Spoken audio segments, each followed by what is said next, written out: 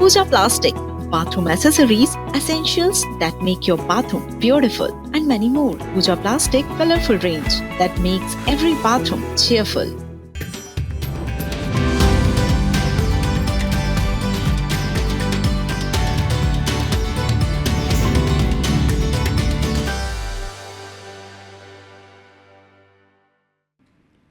नमस्कार, बहुत स्वागत है आप सबका।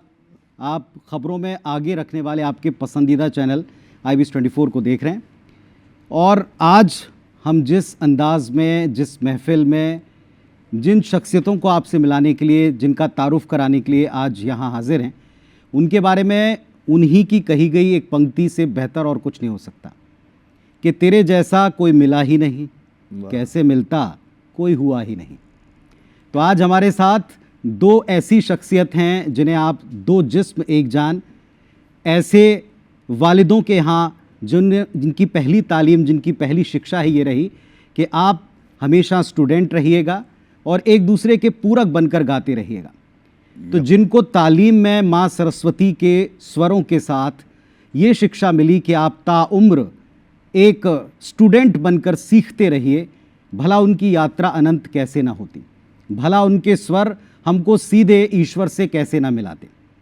तो ऐसे ही दो भाई पद्मश्री से सम्मानित, अनगिनत पुरस्कारों को प्राप्त किए और 50 के दशक से अपनी यात्रा शुरू करने वाले, जो आज भी उतने ही तरोताज़ा, उतने ही फ्रेश, आज की तारीख में गए तो उतने ही हिट और हैपनिंग हैं। ऐसे दो भाइयों से आपको मिलाते हैं। मोहम्मद हुसैन साहब, आपको मेरा नमस्कार। अहमद हुसैन साहब, आपको मेरा नमस्कार, प्रणाम करते हैं। IBC24 का शुक्रिया अदा करेंगे कि आपने हमें इतने शॉर्ट नोटिस पे बुला के जो हमें इज़्ज़त मान सम्मान दिया, उसके हम शुक्रगुजार हैं। और देखिए, छत्तीसगढ़ से हमारा तकरीबन 40 साल पुराना रिश्ता है।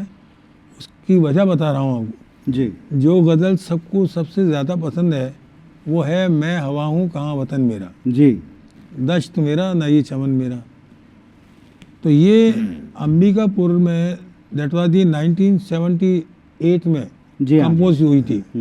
उसी वक्त वही लाइव कॉन्सर्ट में हमने गाया था, जो आज तक बकौल आपके ताज़ा तरीन है, मकबूल है और सबकी पसंदीदा गज़ल है। तो ये जगह हमारे लिए बहुत बड़ा महत्व रखती है। एक याद हम भी आपके साथ में जोड़ते हैं जी। 2000 में ये प्रदेश बना और 2000 के पहले जब ये अविभाजित मध्य प्रदेश था जी, तो आपका भोपाल में कार्यक्रम था। उस दौरान जब पहली बार आपको एक 17-18 वर्ष के बच्चे के तौर पर देखा था, सुना था, तो कभी ख्वाब में भी नहीं सोचा था कि कभी आपसे ऐसे रूबरू मुलाकात होगी। तो इतना कहने सुनने के बाद, इतनी यात्रा के बाद आज समझ नहीं आता कि शुरुआत आपसे कहाँ से करूँ, क्योंकि बहुत सी यादें एक साथ मिक्स हो रही। तो मैं शुरू वहाँ से करता हूँ जहाँ से आपने शुरू किया था। जी जी।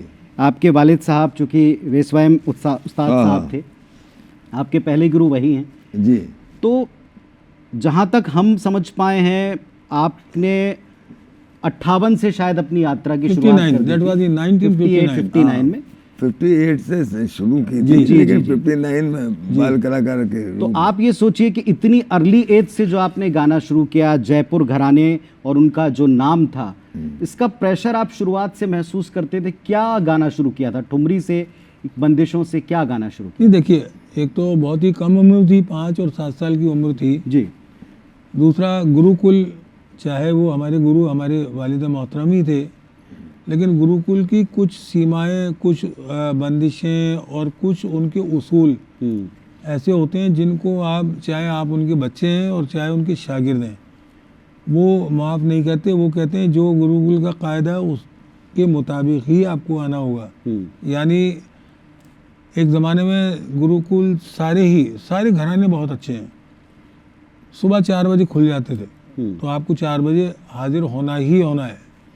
आप कोई भी एक्सक्यूज़ नहीं दे सकते, क्योंकि वो उनके उसूल थे और ये आपका वो जिम्मेदारी थी कि आपको उसको पूरा करना है। कहते भी ना कि जैसा आप सुनेंगे वैसा मन बुनेगा, जी, वैसा जी। गुनेंगे। जी, जी। तो मैं बहुत देर तक आपको, आपकी आवाज़ को, आपकी मौसीकी को दर्शकों तक पहुंचाने से नहीं रोकूंगा। जी जी। जैसा अभी हम पहले बात कर रहे थे इस इंटरव्यू से थोड़ी देर पहले, कि जब आपका पहला एल्बम आया तो आते ही पूरे देश पर, सुनने वालों पर एक सुरूर सा छा गया, एक नशा सा हो गया।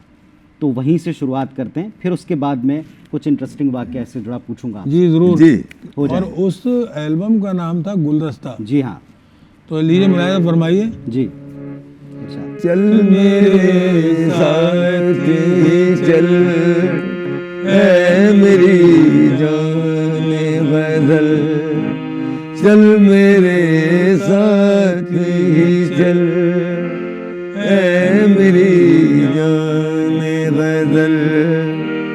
इन समाजों के बनाए हुए बंधन से निकल चल, चल मेरे साथ ही चल।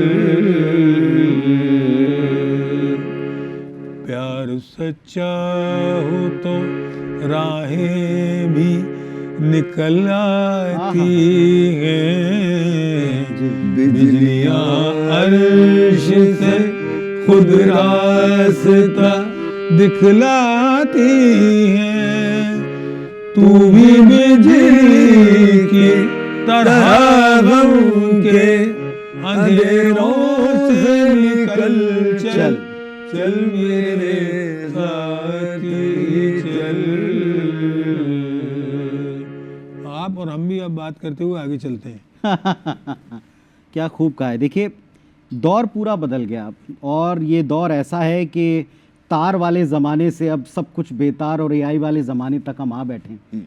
और इसीलिए थोड़ा सा यकीन कर पाना मुश्किल है कि मासूम मोहब्बत का जिस तरह आपने ज़िक्र किया, जिन आँखों का जिस तरीके से इजहार का ज़िक्र आपने अपने शब्दों में और अपने स्वरों में किया, अब वैसी बात नहीं। एक पीढ़ी इस बात को बखूबी महसूस करती, लेकिन फिर भी मौसीकी ने हर दौर को अपने अंदर समेट लिया एक सागर की तरह। ये एक ऐसी गागर है जिसमें बहुत सी बूंदें हैं अलग अलग तरह की। आपको किस तरह का म्यूज़िक शुरुआत से पसंद था? क्योंकि आपने मुख्तलिफ़ अंदाज में गाया है, बंदिशें गाई हैं, ठुमरी गाई है, गज़लें गाई हैं, पर मेरे ख्याल से शायद गज़लों से आपका लगाव सबसे ज़्यादा रहा है। आपका पसंदीदा गज़ल आर्टिस्ट कौन था एकदम शुरुआती दौर में? देखिए सबसे पहले तो हम आपसे यही बताना चाहेंगे कि हमारे वालिद मोहतरम ही हमारे जो आइडियल, और उनसे हम इम्प्रेस हुए क्योंकि बेसिकली वो ठुमरी, दादरा और गज़ल के ही मैन फनकार थे। जी। तो चूँकि गज़ल उनसे सुनी सबसे पहले, उन्हीं को चाहा, उन्हीं से सीखा, तो सबसे महबूब फनकार हमारे अपने वही हैं। और यूँ अगर हम गिनते हुए चले आएंगे तो फिर के.एल. सहगल साहब भी हैं, बेगम अख्तर साहिबा भी हैं, तलत महमूद साहब हैं, और उसके बाद तो जो निज़ाम बदला उसमें फिर मेहदी हसन साहब, गुलाम अली साहब, जगजीत साहब। तो ये जो कड़ियाँ फिर जुड़ती गईं वो अपने आप में एक मोती का हार बनती गई, एक माला नायाब तैयार हुई। और आज उसी को देखते हुए हमें सबसे ज़्यादा अगर हमारी महबूब चीज़ है कोई तो वो गज़ल है। जी। हम गज़ल बहुत पसंद करते हैं। अगर हम गलत नहीं है तो सितारा देवी ने आपको सबसे पहले शायद आपके श्रोताओं तक पहुंचाया था। वो वाकया थोड़ा बताइए क्या था? असल में 1978 में मेहदी हसन साहब तशरीफ़ लाए थे जयपुर। अच्छा जी। उसी दौरान सितारा देवी भी तशरीफ़ लाई हुई थी, लेकिन सितारा देवी जी के और हमारे वालिद साहब के उनके घर से पारिवारिक संबंध थे जी। उस नाते हमारे फूफा जान जो है वो उनसे मिलने गए थे। सितारा जी की बड़ी बहन और थी तारा देवी, उन जिनके बेटे गोपी कृष्णा जी। जी जी। तो वो जब वहाँ पहुँचे तो वो कहने लगी भाई अफजल हुसैन साहब कैसे हैं और उनके बच्चे कैसे हैं। तो उन्होंने बताया कि अफजल साहब भी मिलने आएंगे आपसे और उनके बेटे तो बहुत अच्छा गाते हैं, तो उन्हें भेजिए।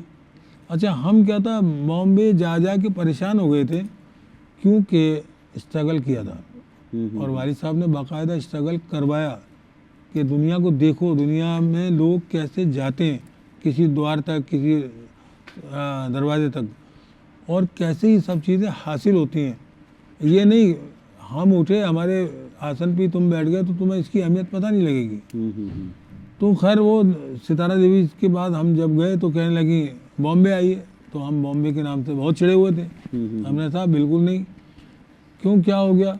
मैंने कहा बहुत बार गए लेकिन मज़ा नहीं आया। अच्छा, चलो एक बार और सही, इस बार आइए।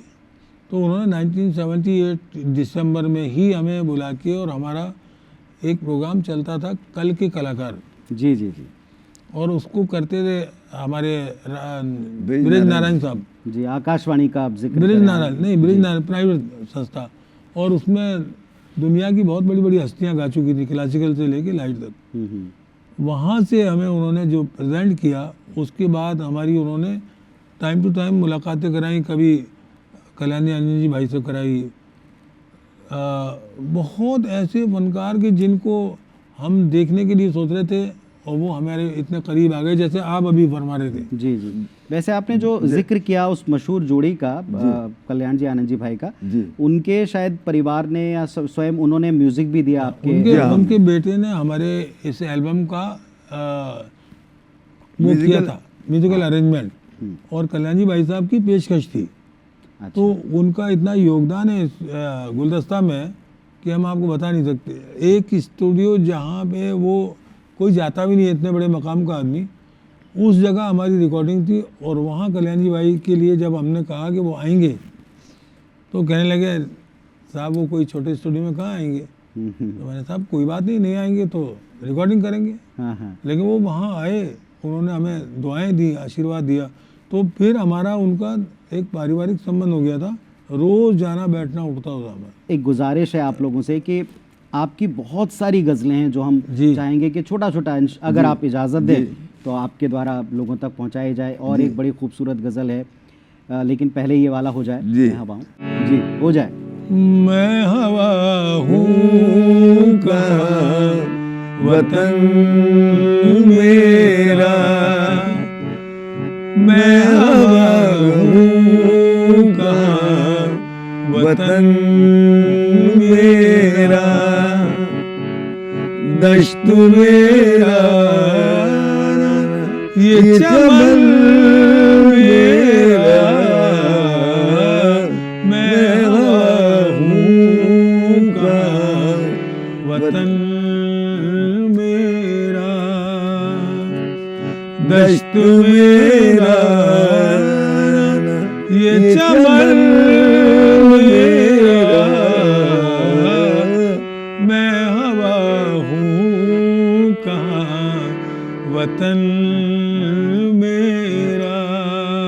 सबसे पहली ये कंपोजिशन जी जब 1978 में अंबिकापुर में हुई, तो उसको मध्यम से देखें, षडज से आप देखें तो ये मध्यम भैरवी बनता है, और मध्यम को षडज मान लेते हैं तो दरबारी बन जाता है जी।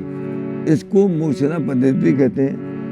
इसी में काउंटर मेलोडी का हमने समावेश किया, जो आप लोगों की पसंद बना। जी जी। ये म्यूजिकल ग्रामर के हिसाब से बता रहे थे आप। अब शेर सुनिए। हाँ जी। बरग गुल पर चराग सा क्या है,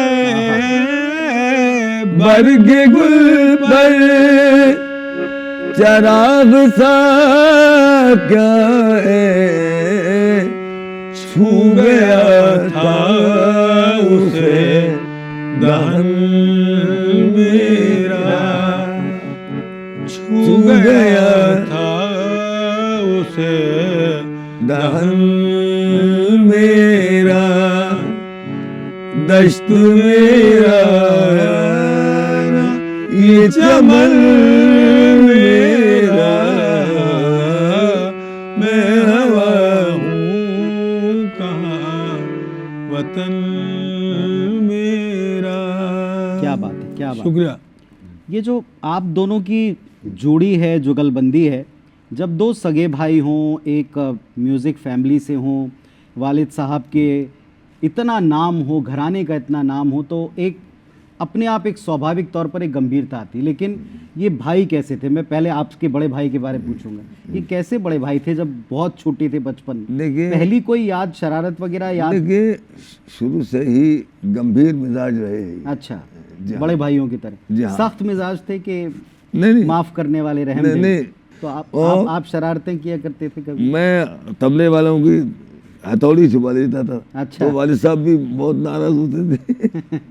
क्योंकि तबला नवाज की खूबी होती है, खूबी कह लीजिए या जो भी अंदाज है, कि वो हर बार मिलाते ज़रूर हैं, क्योंकि मिलाना ज़रूरी होता है, पर अगर उनकी हथौड़ी ले ली जाए तो सिर्फ बगलें देखते हैं इधर से उधर, फिर कुछ नहीं कर सकते, हाँ, फिर बजाना ही होगा। कुलबुलाहट सी होती है कि जल्दी से उसे ठीक किया जाए। तो ये कैसे भाई थे, आप कोई वाकया सुनाना चाहेंगे बचपन का, जो इनकी शरारत, या तो इन्हें डांट पड़ी हो नहीं, या शायद लगा दी गई हो कुछ ऐसी ये चपत माशाल्लाह टाइप की, ऐसा कुछ हुआ कभी? पहले से ही अल्लड़ हैं, और उसमें इनकी एक खूबी थी कि ये अपने नाश्ते में 5 गुलाब जामुन खाते थे, 5। अच्छा, 5 और वो 5 हमारे ही क्यों, दादा ऐसा जान कुछ? और नहीं, हाँ 5 पक्का हमारे दादा जान ला के देते थे उनको। अच्छा। और अगर इनकी खूबी ये थी कि अगर हमारे दादा कभी कभी तोड़ के आधी कर देते थे उसको, तो ये पहले उठा के ही देखते थे कि गुलाब जामुन पूरी है या नहीं है। अच्छा, पहले चेक करते थे। चेक करते थे फिर ही खाते थे। जी जी जी। तो ये इनकी एक शरारत कह लीजिए, या इनका रुझान कह लीजिए, या इस मीठे से लगाव कह लीजिए, वो था। बचपन में आपको एक नसीहत मिली थी, सीख मिली थी, कुछ एक दूसरे के कॉम्प्लीमेंट होने की, पूरक रहने की, वो बताइए किस अंदाज में कहा था वालिद साहब ने कि ये जोड़ी होनी चाहिए और इसको आप आगे ले जाइए? क्योंकि वो दौर जो था वो म्यूज़िक जोड़ियों का था, लेकिन इस तरह सगे भाई गाया करते हों, मंचों पर आया करते हों, ऐसा कम होता था। हाँ, लेकिन क्या था, बेसिकली शुरुआती दौर में तो हम दोनों अलग गाते थे ट्रेनिंग के हिसाब से, लेकिन उसी दौरान हमारे वालिद मोहतरम ने कहा कि मुझे लगता है कि तुम लोगों को मिल के गाना चाहिए, साथ जोड़ी बना के। और मौसीकी की भी एक खूबी है कि तुम गंभीर हो तो तुम्हारी विलंबित अच्छी है, ये चंचल है तो इसकी दुरत अच्छी है, तो कॉम्बिनेशन बहुत अच्छा बहुत होगा। बढ़िया, बहुत गहरी बात की। और एक ज़माने में जाके आपको इसका सिला मिलेगा, अल्लाह ताला सिला देगा, और बहुत नाम होगा, पैसा होगा, शोहरत होगी। ऐसा हुआ तो पुराने लोग जितने भी थे वो वली सिफत थे, उनको एक आभास होता था अपने आप ही, और आध्यात्म के लोग थे, जो कहते थे वो पक्का होता था। तो उन्होंने कहा कि लाइट म्यूज़िक गाओ, और वो भी ख़ास तौर से गज़ल, दोनों भाई। तब वहाँ से हमारी वो ट्रेनिंग शुरू हुई। गज़ल का अंदाज़ बताया उन्होंने। गज़ल तो अपनी आप में एक महबूब चीज़ है जो हर आदमी को पसंद है, और हर आदमी की एक ज़िंदगी होती है गज़ल। उसको देखते हुए हमारा वो कारवां वहाँ से चला। तो फिर हमने क्लासिकल सीख तो लिया, फिर उधर देखा नहीं, क्योंकि हमेशा कभी भी किसी भी आदमी को आगे जाना है तो पर्टिकुलर अपना एक मकसद तय करे, वो कि मुझे ये बनना है, और उस ट्रैक पे चले तो उसकी कामयाबी जल्दी मिल सकती है। मिलेगी तभी जब उसका हुक्म होगा, लेकिन जल्दी मिल सकती है। वैसे मैं अपने दर्शकों को बताऊं कि बहुत छोटे जब हम थे तो स्कूल में सरस्वती वंदना पहले कराई जाती थी, और एक बार का एक जलसा था जी। मैं अपना आपको एक किस्सा सुनाता हूं। तो हमसे कहा गया कि आपको सरस्वती वंदना स्वरों में थोड़ा सीख कर आनी है, ताकि अगर कल गाई जाए तो सब अलग अलग ना भागे। हाँ, तो हमने खोजा, बहुत खोजा, तो हमको जो स्कूल से प्रोवाइड की गई सरस्वती वंदना थी वो आपके स्वरों में थी। अरे बाप रे। तो आप सोचिए कि माँ शारदे की वंदना शारदे, और उस पर नाम लिखा हुआ था अहमद हुसैन, मोहम्मद हुसैन साहब का। खैर वो दौर बिल्कुल अलग था। तो अगर आपको एतराज़ ना हो तो वो मैं चाहता हूँ कि वो भी एक बार आप स्वर पहुंचाएं। जरूर। शारदे शारदे जय हंसवाहिनी जयति वीणा वादिनी शारदे जय हंसवाहिनी जयति वीणा वादिनी जय सरस्वती ज्ञानदायिनी जय सरस्वती ज्ञानदायिनी कमल हास विलासिनी शारदे जय हंसवाहिनी जयति वीणा वादिनी। ये हमारे संस्कृत के गुरु थे जी। भंवर लाल शर्मा साहब। उन्हीं की देन है, जो उनके चरणों का प्रताप है, जो हम भजन गा पाते हैं। मैं आपसे एक बात और ज़रूर पूछूंगा कि जब आप माँ शारदे की वंदना करते हैं, जब आप भजन करते हैं, तो क्या भाव मन में आता है? क्योंकि जब हम आपको सुनते हैं तो हम तो सीधे जुड़ जाते हैं। आप क्या भाव लेकर उस समय उसे परफॉर्म कर रहे हैं? हम तो, हमारा जो मेन भाव होता है वो ये है कि सब एक है।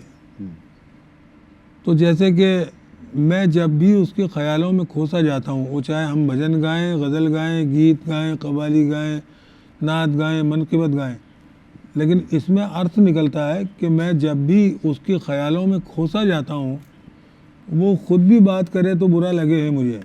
आपको ये कार्य इस तरह करना चाहिए कि महत्वता से गाना चाहिए। आप खुद तल्लीन होकर गाएंगे, आपके गाने का असर, चाहे वो भजन हो, चाहे गज़ल हो, गीत हो, कुछ प्रभाव पड़ना ही पड़ना है। जैसे कृष्ण बिहारी नूर साहब का एक शेर है, मैं तो अपने कमरे में तेरे ध्यान में गुम था, घर के लोग कहते हैं सारा घर महकता था। हा, बिल्कुल तो सही। सही मानों में उनसे लो लग जाइए, लो लगा लीजिए, फिर आप इस दुनिया के आदमी रहेंगे ही नहीं। ऐसा ही होता है जब हम आपको सुनते।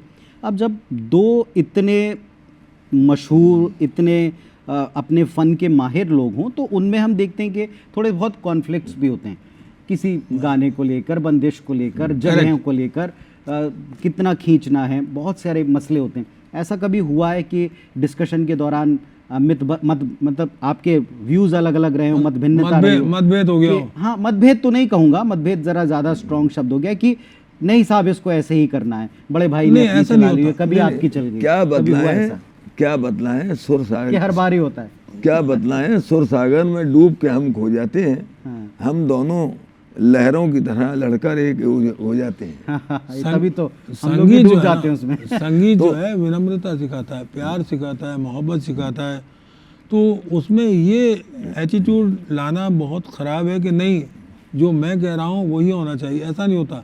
सलाह से काम होता है, प्यार से काम होता है, मोहब्बत से काम होता है। फिर मिलजुल की जब बात बनती है तो वो अलग ही असर रखती है। हमें सितारा देवी का एक वाक़या याद आ गया जी, सुनाइए। कि उनका लता जी के यहाँ प्रोग्राम था। हाँ जी, हाँ जी। तो हमने कहा कि बुआ जी हमारी एक तस्वीर खिंचा दीजिए। बहुत नाराज़ हो गई, बोले तुम गणेश वंदना गाओ।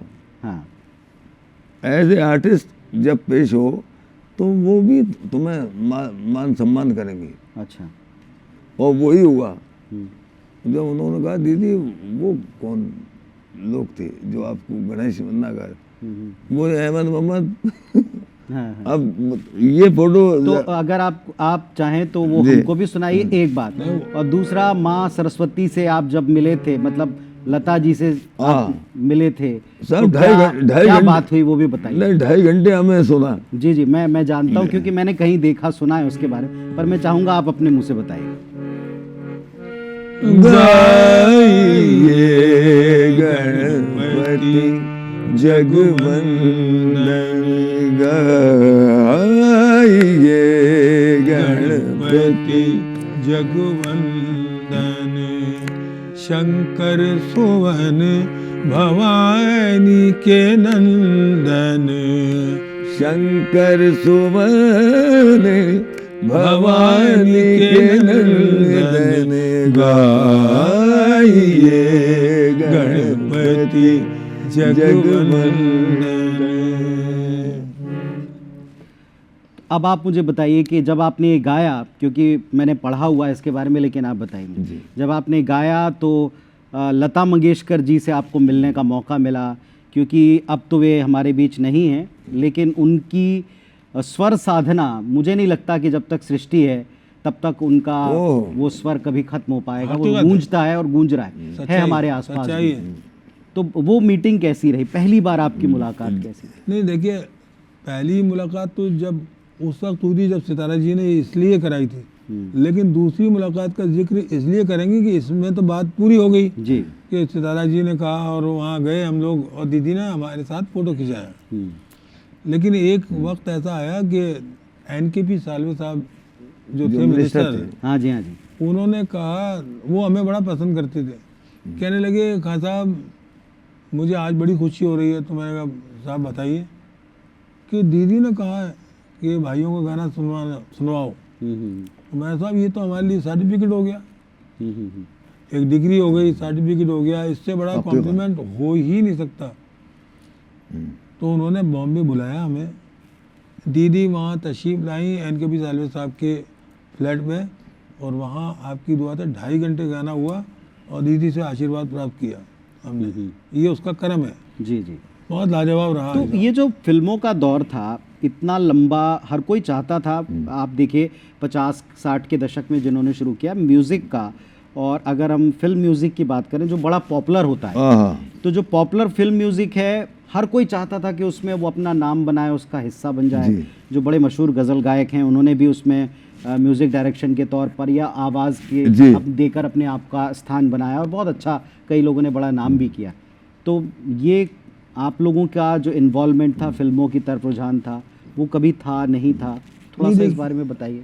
देखिए क्या था कि जब हमारी बहुत बैठक होती थी कल्याणी आनंद जी भाई साहब के बाद, तो सबसे पहले कल्याणी भाई साहब ने हमें ऑफ़र दिया कुर्बानी फिल्म के लिए। तो वो हमें अजीज़ नाज़ाक को और अनवर को गाना था, कुर्बानी कुर्बानी कुर्बानी अल्लाह को प्यारी है। लेकिन हमारे साथ एक दिक्कत है साहब, हम हैं अपने काम के साथ अपने ज़बान के पाबंद। हमने किसी को कमिटमेंट किया हुआ था जयपुर में किसी शादी में, उन्होंने हमसे पूछ के रखी थी शादी कब रखें। अच्छा, हाँ, तो हमने कहा साहब इस तारीख में रख दीजिए। अच्छा ठीक है। तो बात आ गई, कल्याण जी ने कहा कि आपको रिकॉर्डिंग करनी है और 2 दिन बाद रिकॉर्ड होनी है। तो मैंने साहब हम तो वहाँ जवान दे चुके, शादी किसी और को भेज दो घरों में। तो मैंने कहा बात तो आप सही कह रहे हैं, लेकिन हम तो वहाँ जबान दे चुके, उन्होंने हमसे पूछ के डेट रखी है, तो हम ये नहीं कर सकते साहब, हम आपसे माफ़ी चाहते हैं। तो पहला ऑफर हमें मिला था, उस वक्त तो वो बात नहीं बनी। उस समय बीच में बहुत सा एक ऐसा अंतराल था जब बड़े फनकार भूपिंदर साहब, मिताली जी, जगजीत साहब, जिन्होंने उसी दौर में, जिस दौर की मैं बात कर रहा हूँ बीच के, बहुत अच्छा काम शुरू किया था, हम भी करते। लेकिन उस वक्त में कुछ ऑफर आए और कुछ हम बिजी रहे, कुछ हो नहीं पाया, तो मिला के बाद में ही कुछ हुआ। जो तो उस बात का कोई मलाल है? आज जब आप कभी देखते हैं, मलाल तो हम यूँ नहीं करते साहब। देखिए जो कुछ यहाँ लिखा है वही तो सब मिलेगा, और जो नहीं लिखा है उसका हुक्म नहीं है, वो कुछ नहीं होगा। तो मलाल नहीं करते। हाँ, लेकिन ये है कि हिलाल देखते हैं कि हर महीने का चांद देखो और देखो, दुआ करो कि भाई इस महीना कुछ हो जाए। चलिए ये चांद पे जिक्र आया। तो एक बार 1980 में हमारी चांद रात हो गई अपने जयपुर उड़ीसा। तो उन्होंने किसी से, हमने पूछा कौन सा शहर नज़दीक है, वो रायपुर, सुरेश गुप्ता थे वायलिन वाले, वो पूरा हमारे सिद्दीक साहब के यहाँ ले गए थे। ये शम्स सब यहाँ भी छोटे थे। बाजी से जब मिलाया हमें, तो आप ये देखिए कि ईद अच्छा, पूरी ज़िंदगी में हमें ईद रायपुर की हुई है, पूरी ज़िंदगी हमारी पूरी लाइफ में पहली बार अगर घर से कोई ईद हुई है तो रायपुर में हुई है। और रायपुर में इनके घर से तैयार होके और नमाज जाके और वापस आके सिवैयाँ खाई हैं। और फिर एक गाड़ी चलती थी छत्तीसगढ़ एक्सप्रेस, हाँ जी, तो उससे हम निकल गए वापस।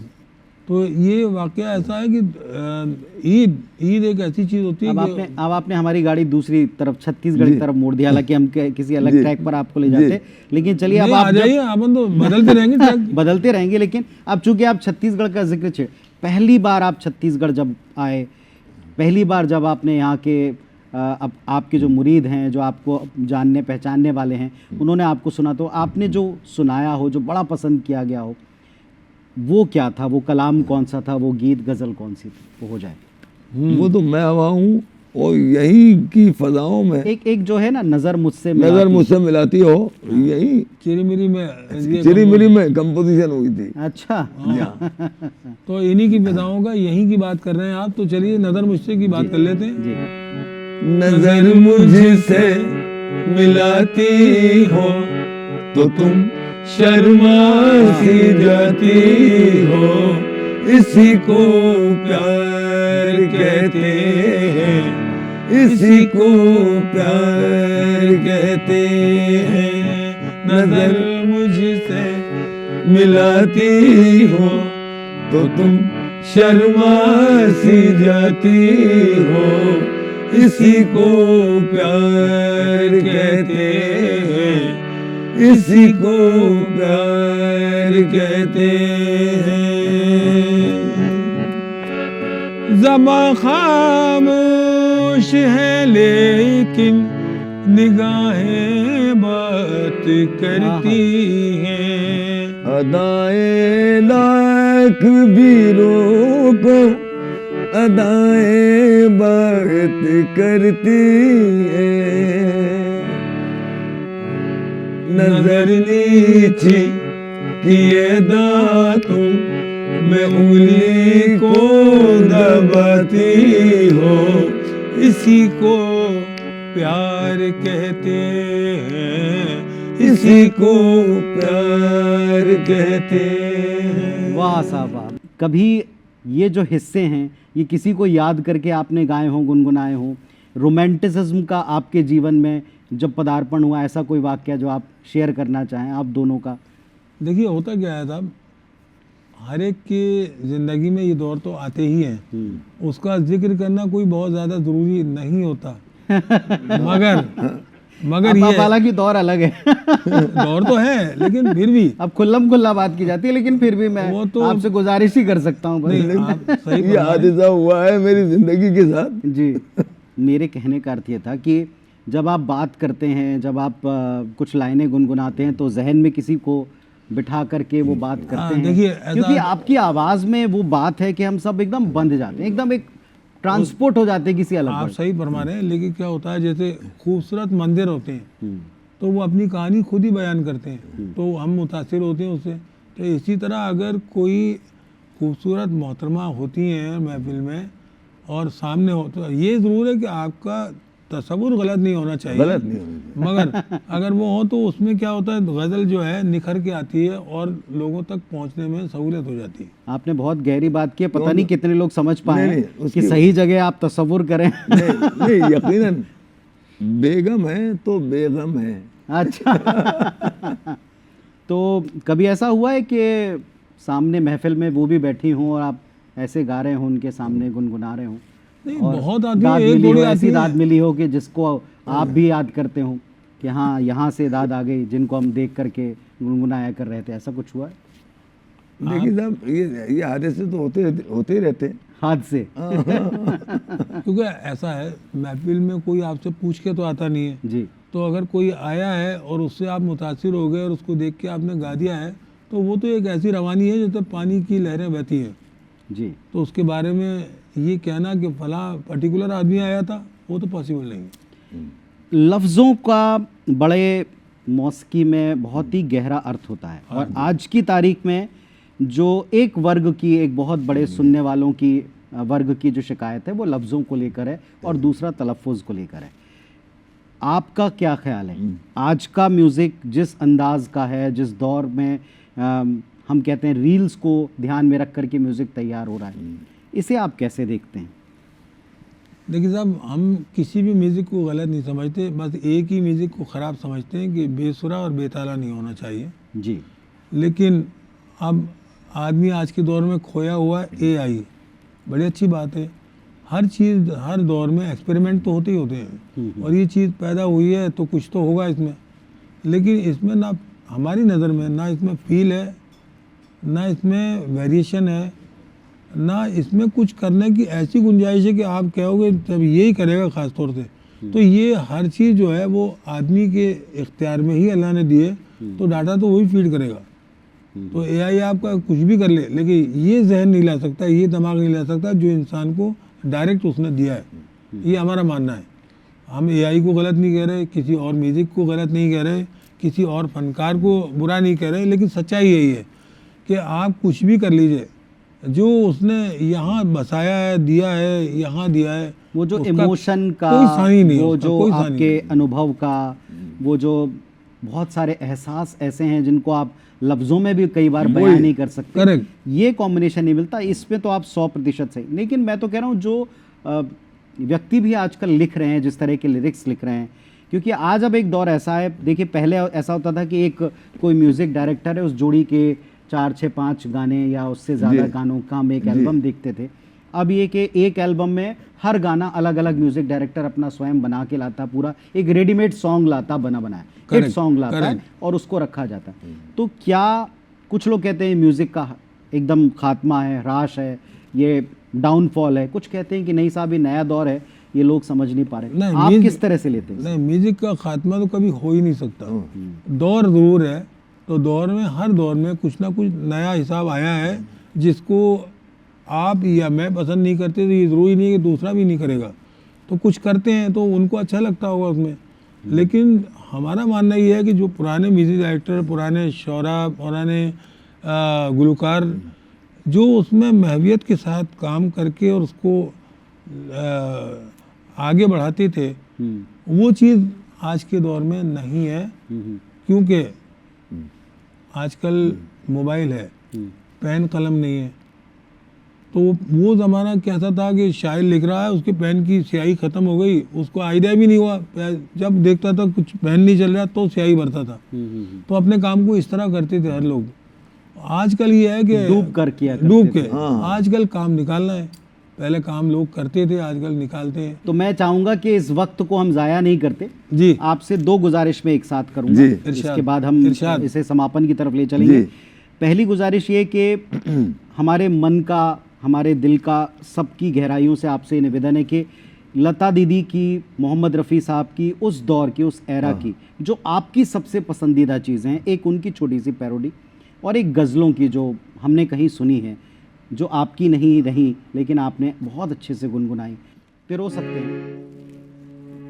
कोई सागर दिल को बहलाता नहीं, बेखुदी में भी करार आता नहीं। कोई सागर दिल को बहलाता नहीं, बेखुदी में भी करार आता नहीं। कोई सागर दिल को बहलाता नहीं, मैं कोई पत्थर नहीं इंसान हूँ, मैं कोई पत्थर नहीं इंसान हूँ। कैसे कह दूँ गम से घबराता नहीं, कोई सागर दिल को बहलाता नहीं। दीदी की आज सोचा तो आंसू भर आए, आज सोचा तो आंसू भर आए। मुद्दतें हो गई मुस्कुराए, आज सोचा तो आंसू भर आए। मुद्दतें हो गई मुस्कुराए,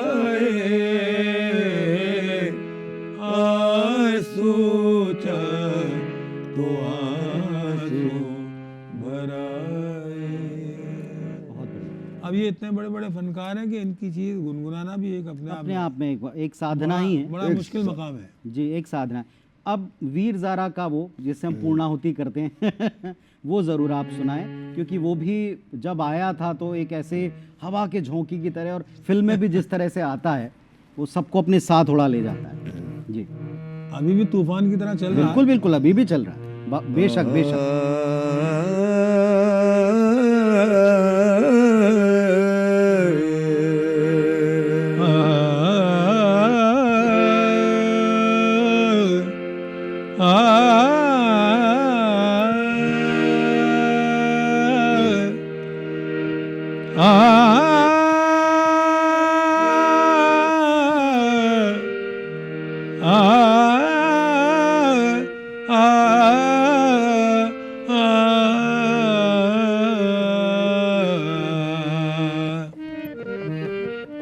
जो बंदिशें थी जमाने की तोड़ आया हूँ। मैं तेरे वास्ते दुनिया को छोड़ आया हूँ।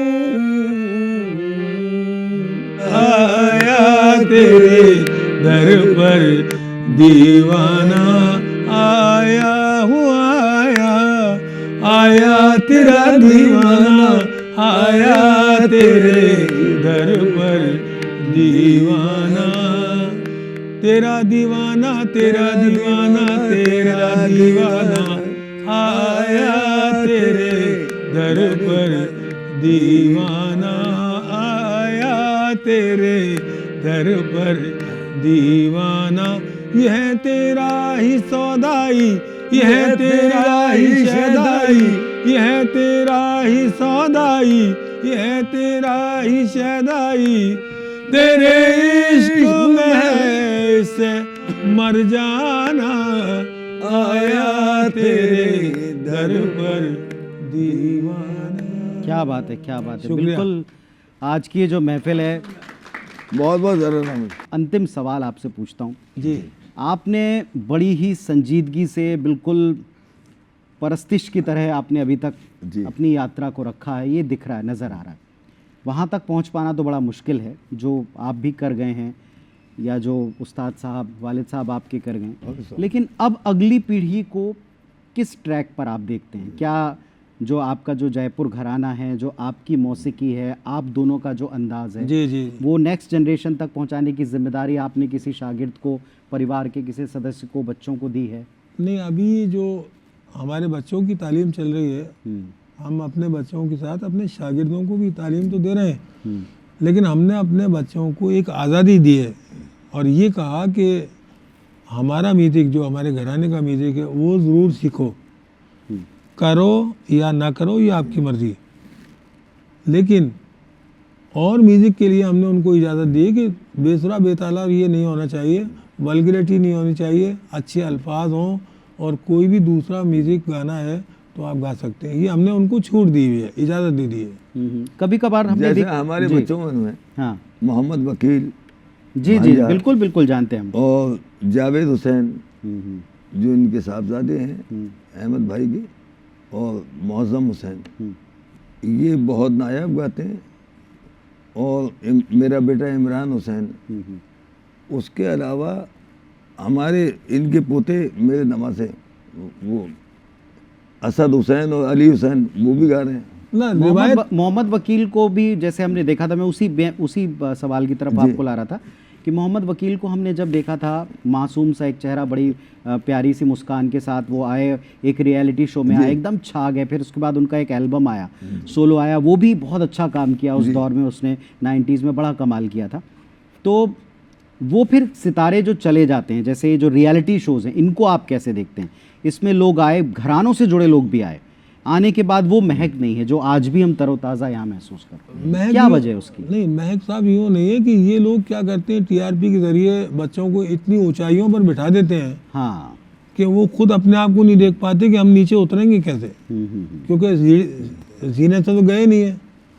तो हमारा मानना ये है कि बच्चों को बहुत ज़्यादा और बहुत जल्दी स्टेज पे नहीं लाके टाइम टू टाइम, धीरे धीरे, जैसे हमारे घराने में हमारे वालिद साहब ने कहा था, स्टेज पे जब तक हम इजाज़त नहीं देंगे नहीं जाओगे, और जितना सिखाया है वही गाओगे, ना उससे कम करेंगे ना ज़्यादा करेंगे, तो आप चलते रहेंगे। लेकिन अगर आप अपनी तरफ से कुछ कोशिश करेंगे उल्टी सीधी, तो सर के बल गिरेंगे, मुंह के बल गिरेंगे, कोई फ़ायदा नहीं है उसका। अब इससे बेहतर और आप सबके लिए जो मौसीकी में अपना करियर बनाना चाहते हैं, जो फ़नकार या फ़न की दुनिया को थोड़ा भी समझते हैं, वो समझ पाएंगे इस बात को, इस बात की गहराई को कि आप क्या बात कह रहे हैं। तो मैं बस ये चाहूँगा कि आपका गाने का सिलसिला, आपके स्वरों में हमारा डूबने का सिलसिला कभी रुके नहीं, थमे नहीं। आप पधारे हमारे स्टूडियो, IBS 24 आए, कैसा लगा आपको ये माहौल? नहीं, पूरा लेकिन यकीन मानिए हाँ। मतलब लाजवाब, ये ऐसा सोचा नहीं था हमने। तो हम आपको शब्बा खैर, हम खुदा आपसे इजाज़त लेते हैं जी। और अपने दर्शकों से यही कहेंगे, उनसे यही गुजारिश करेंगे कि साहब, संगीत को लेकर के एक बात जो है इस मंच पर कही गई कि आपको कठिनाइयों का, गड्ढों का, आपको तपिश का अंदाज़ा होना चाहिए, तब आपको सफलता की बुलंदी रास आएगी। सही और बात। देर तक और दूर तक अगर आपको चलना है तो आपको फिर संघर्षों में जलना ही पड़ेगा। वाह। आज का सबक मैंने तो यही लिया, आपके ऊपर छोड़ता हूँ कि आप कैसे लेते हैं। वाह। बहुत शुक्रिया अदा करता हूँ तहे दिल से कि बहुत आपने ज़रा बताया। नवाजी। धन्यवाद। बहुत बहुत धन्यवाद, नमस्कार।